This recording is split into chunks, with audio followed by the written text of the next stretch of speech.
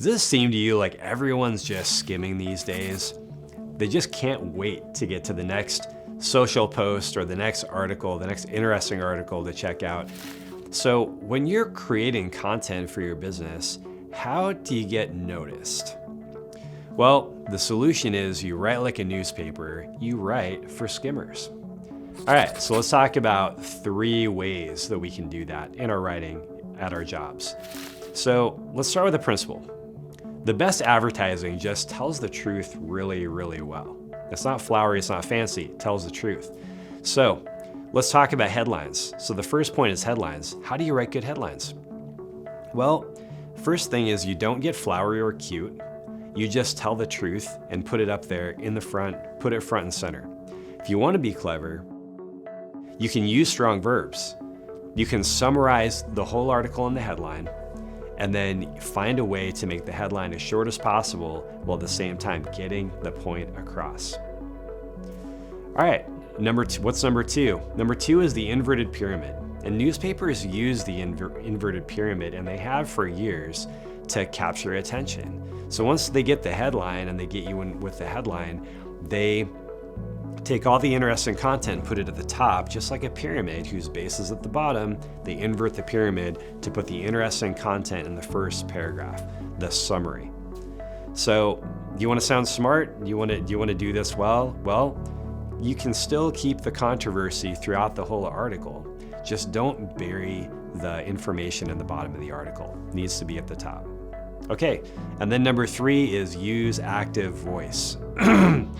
Some of you might not know what this is, but essentially it is the principle of show, don't tell. If you can use active voice, you actually stand a chance to inspire people when they read your stuff, rather than just giving them a fact.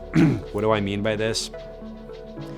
Think about a plumber who's been in business for 30 years. It would be simple for them to say, we've been in business for 30 years, or we've been serving the Phoenix, Mesa, Tempe area for 30 years. But what if they made it a little more interesting by adding a tiny bit more information? And they said something like, we've been solving tough plumbing problems for longer than our competition has even been able to use plumbing, right? And so now you're giving more information and you're strengthening it by, instead of saying we've been in business, you say we've been solving tough plumbing problems. You're giving all kinds of information about who you are, your personality, and exactly what you do. Also your level of competence. It's tough plumbing problems, right?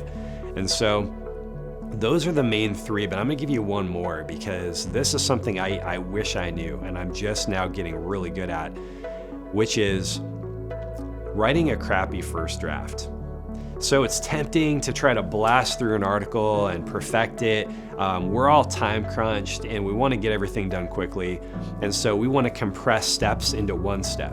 And we think if we're good enough, we can write and edit at the same time.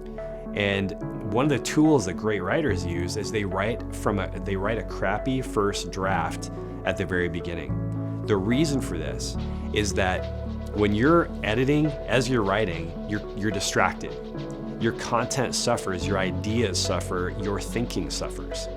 And so by allowing yourself to write that crappy first draft and just write it out however you're thinking about it and not going back and editing at that moment, you're allowing yourself to focus on the most interesting stuff, bringing the most interesting ideas forward, and you can cut copy later, or as they say, write hot when you have the ideas, edit cold when you don't have the ideas, when you're just in edit mode in the afternoon or whatever. So I hope you find these things useful, and I hope it makes your writing better as you use these ideas from newspapers for how to write content for skimmers.